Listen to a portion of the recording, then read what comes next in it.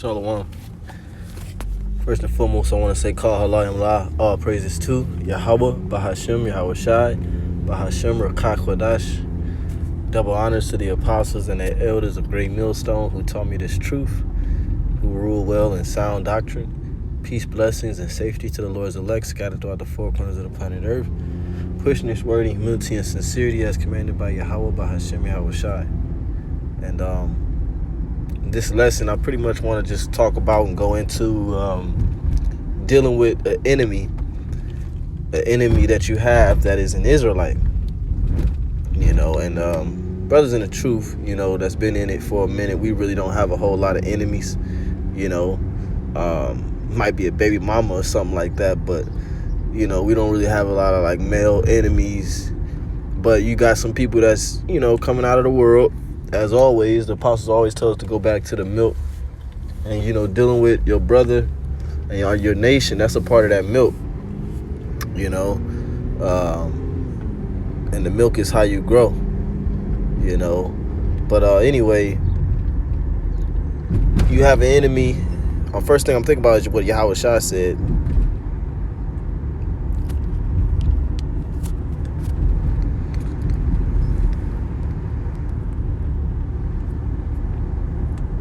Matthew. Let me go here. Matthew 5 and verse 39. It says, "But I say unto you that ye resist not evil, but whosoever shall smite thee on thy right cheek, turn to him the other also." Now, what does that mean? Does that mean, you just get your ass beat? No, not necessarily. But it says, verse 40, "And if any man will sue thee at the law and take away thy coat, let him have thy cloak also." Because there was instances, it was a common custom in Israel where men would exchange coats and mantles and garments, and there would be times when somebody wouldn't want to give it back or act like they ain't got it, and people would bring up lawsuits. So it says, if any man will sue thee at the law and take away thy coat, let him have thy cloak also. Meaning, if somebody's always trying to, bring negative energy, like they say, bring negative energy on you, you could tell he's a hater, he's hating on you, you kill him with kindness. You kill him with kindness. You kill him with kindness, and you just keep your distance. The Lord said, separate thyself from thine enemy. Let me go there. That's a good one. And take heed to thy friends. So now you might have to work with this individual, or, I don't know. Like I said, you got guys that's coming out of the world. You might still be in the street, halfway in the street life or whatever. You might still have certain connections or whatever. But this is what the Lord said in Sirach chapter 6 and verse 6. It says, "Be in peace with many, nevertheless have but one counsel of 1,000. Be at peace with many, nevertheless have one counselor of 1,000. And our counselor is the word of Yahweh, Bahashem, Yahweh Shai. And then you got the brothers. It says, verse 7, "If thou wouldest get a friend, prove him first, and be not hasty to credit him. For some man is a friend for his own occasion, and he will not abide in the day of thy trouble. And there is a friend who, being turned to enmity and strife, will discover thy reproach." It's guys that, fall away from this thing. Then they want to bring up brothers' dirty laundry,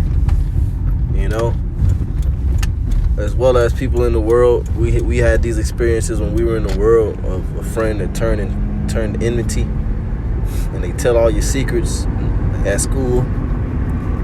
So it says in verse 9, "And there's a friend who, being turned to enmity and strife, will discover thy reproach." Right. Strife is like a fight or a quarrel. You have a disagreement. And the first time you get in a disagreement with this person, they want to put you down.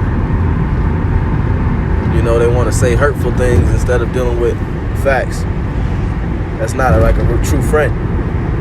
It says in verse 10 again, "Some friend is a companion at the table," meaning for success, and will not continue in the day of thy affliction. But in thy prosperity he will be as thyself, and will be bold over thy servants. If thou be brought low, he will be against thee, and will hide himself from thy face. Separate from thine enemies, and take heed of thy friends. So the Lord said to separate from them individuals. Now let's say you can't separate, like Saul and David. Saul and David couldn't necessarily separate. As a matter of fact, David was being pursued by Saul. Right? David was being pursued by Saul. And there was a few times where David could have killed Saul. You know, David had showed Saul a piece of his garment and said, look, man, I cut this piece of your garment off your garment while you was asleep. I could have killed you. But this is proof right here that I had your life in my hands and I had mercy. Because David was, number one, he understood the Lord's anointed.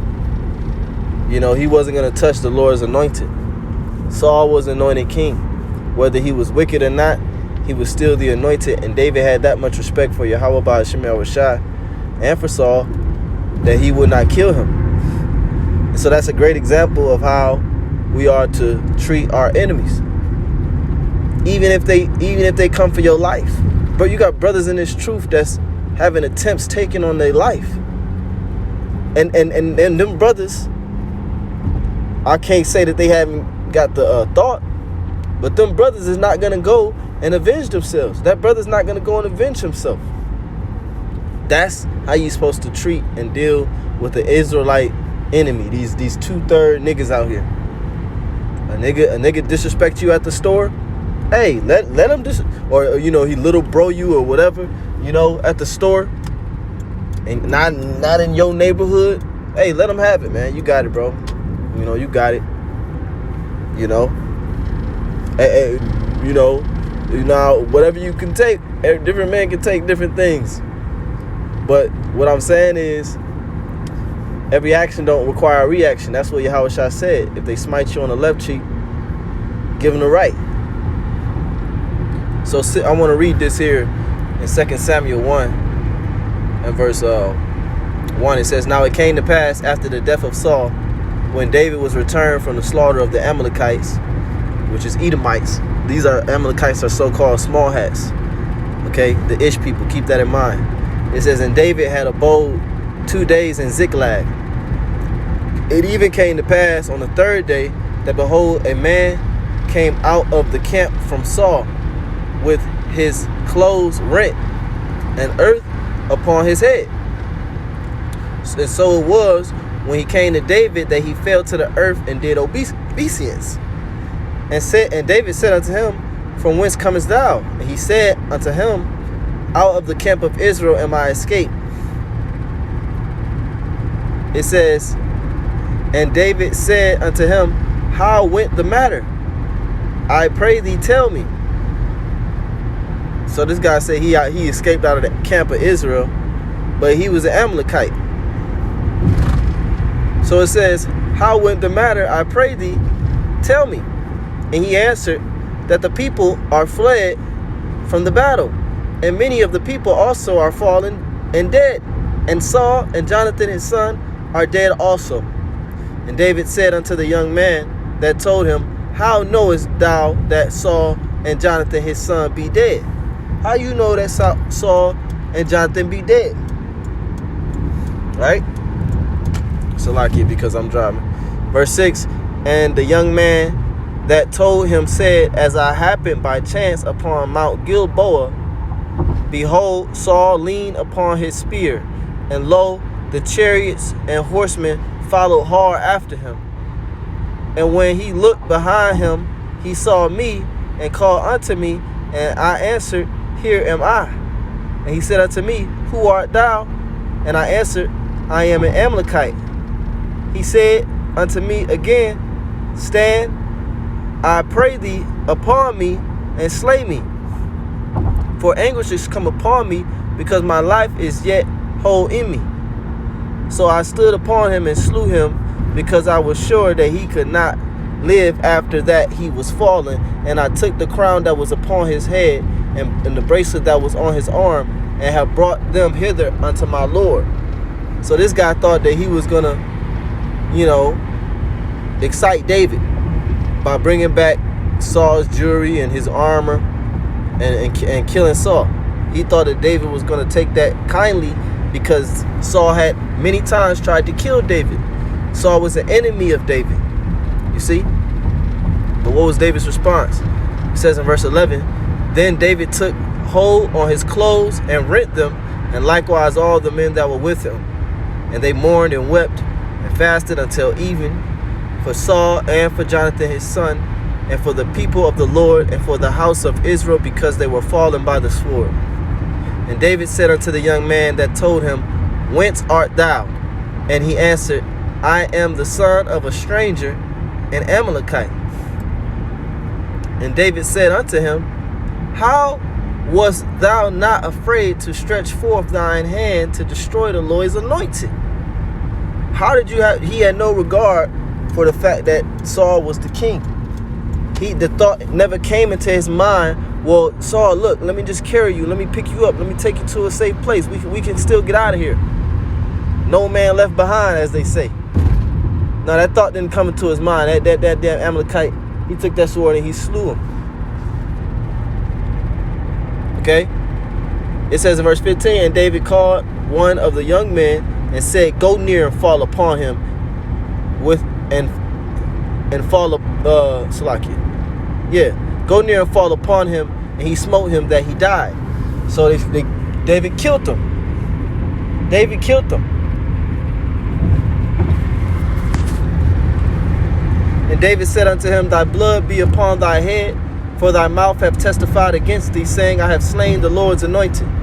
And David lamented with this lamentation over Saul and over Jonathan his son. So this is how David spake of his enemy after he was deceased. Matter of fact,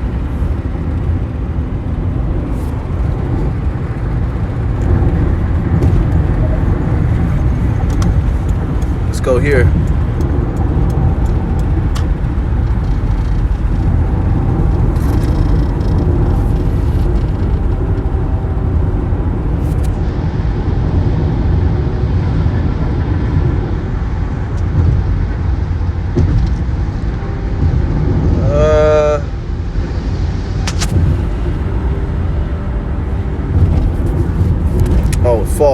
Fall of thy enemies. Rejoice not over the fall of thy enemies. That's what I'm looking for.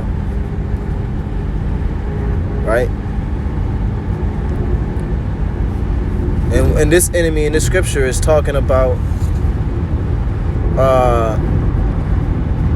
an enemy that's of the same nation as you.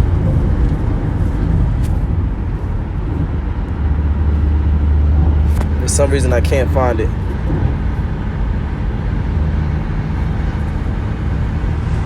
Go to Google. Rejoice not fall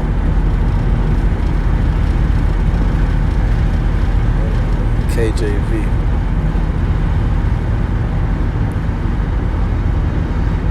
Okay, Proverbs. Salakius, Proverbs. Proverbs 24 verse 17. Rejoice not when thine enemy falleth, and let thine heart be glad, and let not thine heart be glad when he stumbleth, lest the Lord see it and it displease him, and he turn away his wrath from him. You see? So the Lord is saying, don't rejoice when your enemies is catching hell. Just understand that that's the judgment of the Lord. And the Lord could bring that upon you, or the Lord could take that off of him at any second. So you're not supposed to rejoice over the fall of your enemies, and that's what David did here.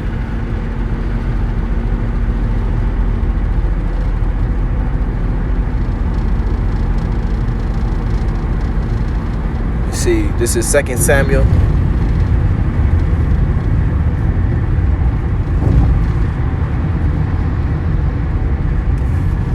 Second Samuel, chapter 3, I believe.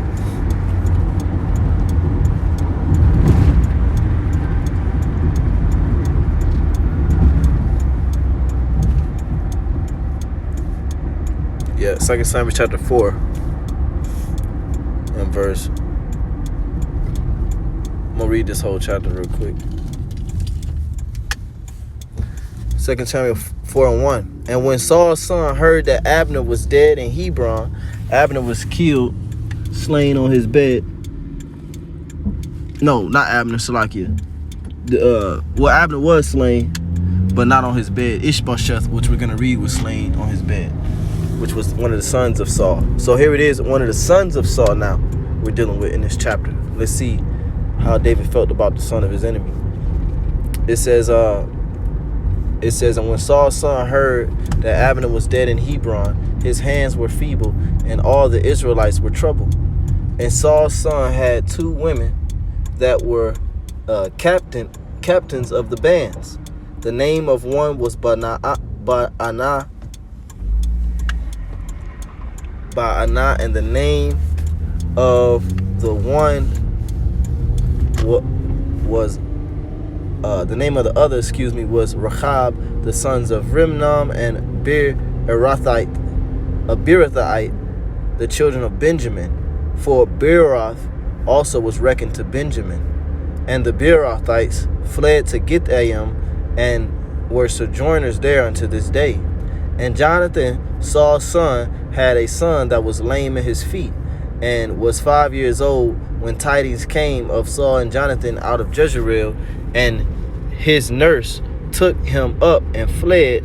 And it came to pass, as she made haste to flee, that he fell and became lame, and his name was Mephibosheth. And the sons of Rimnoth, the Beerothites, Rechab and Baanah, went and came about the heat of the day to the house of Ishbosheth, who lay on a bed at noon.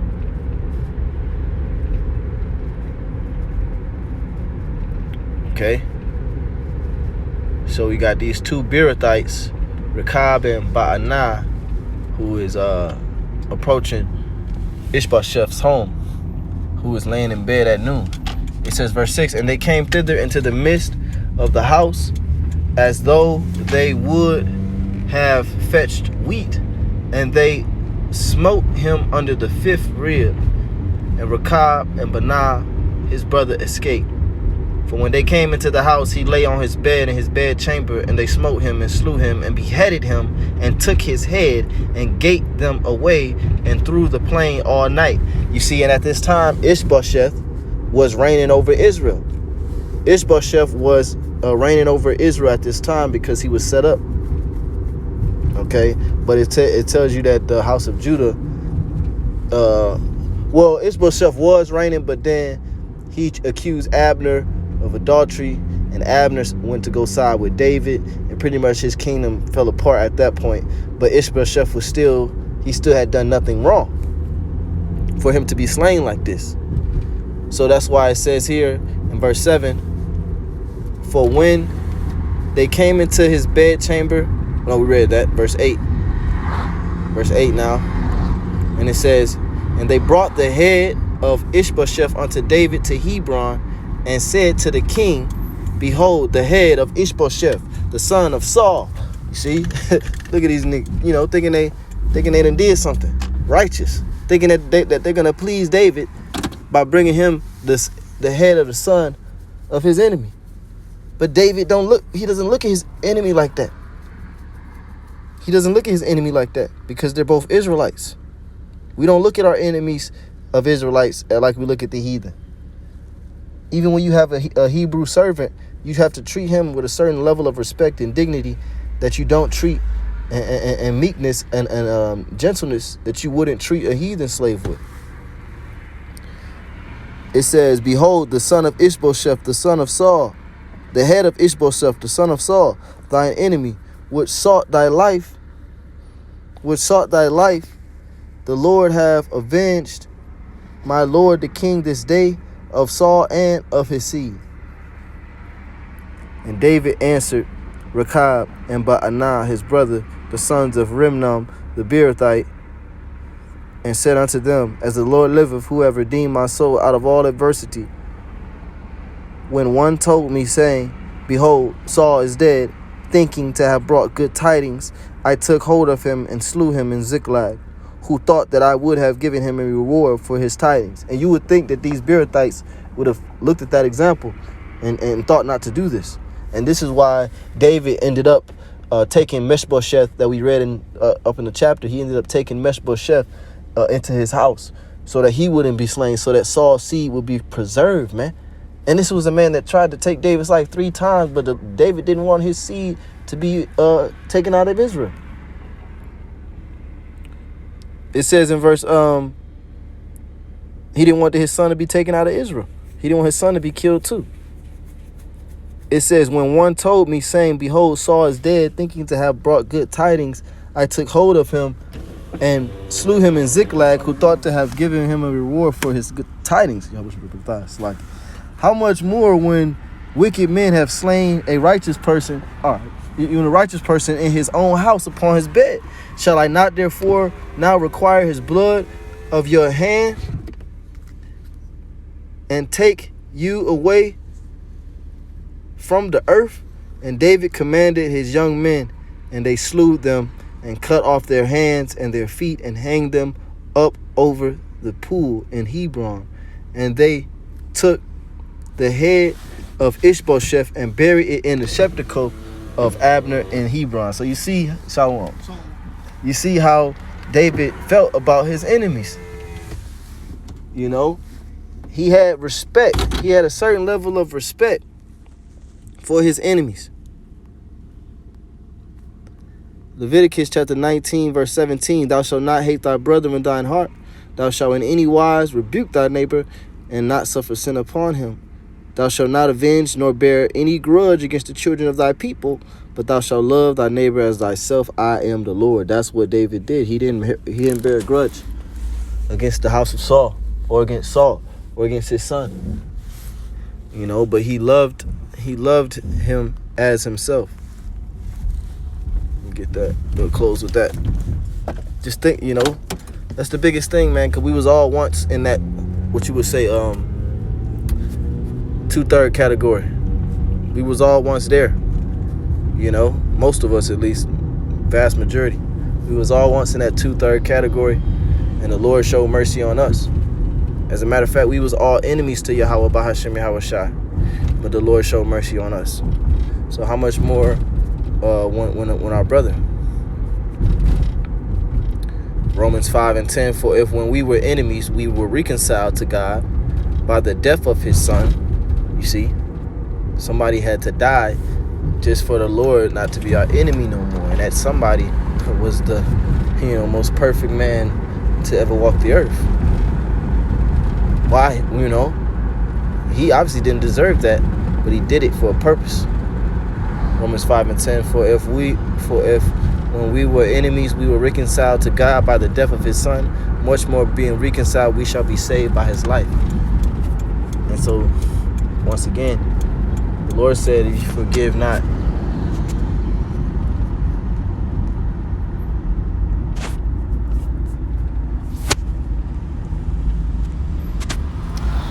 my goodness, I hate that Bible because they spell the words differently.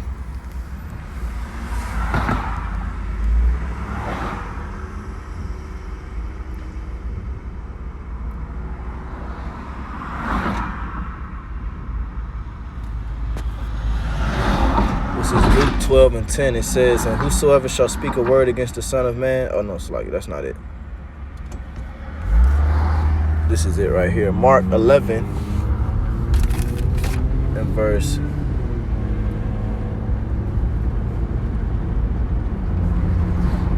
Let's start at verse 25. Mark 11 and 25. It says, and when ye stand praying, forgive if ye have aught against any. Forgive if ye have an aught against any when you stand praying. It says that your Father also which is in heaven may forgive you your trespasses. But if ye do not forgive, neither will your Father which is in heaven forgive your trespasses. You see, David understood that. David definitely understood that. And so David had the spirit of forgiveness. He had the spirit of mercy because mercy had been shown him many times. Okay? And it would be shown him in the future because of the mercy that he shoot on Saul, you know, mercy will be shown on him and not putting him to death for committing adultery. The Lord said, love, spelled enemies wrong.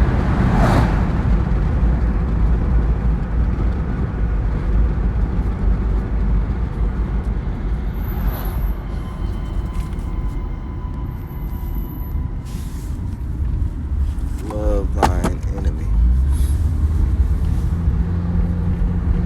Matthew 5:44. Let's go there.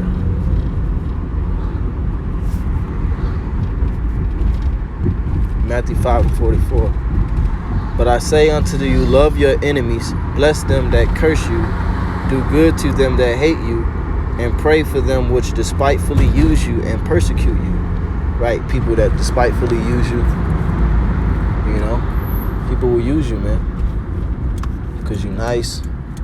Because you're right, you're upright, you know, you're fair. They will take advantage. But the Lord said to bless them. And I'm really just talking about family, you know, because everybody else is like, fuck them.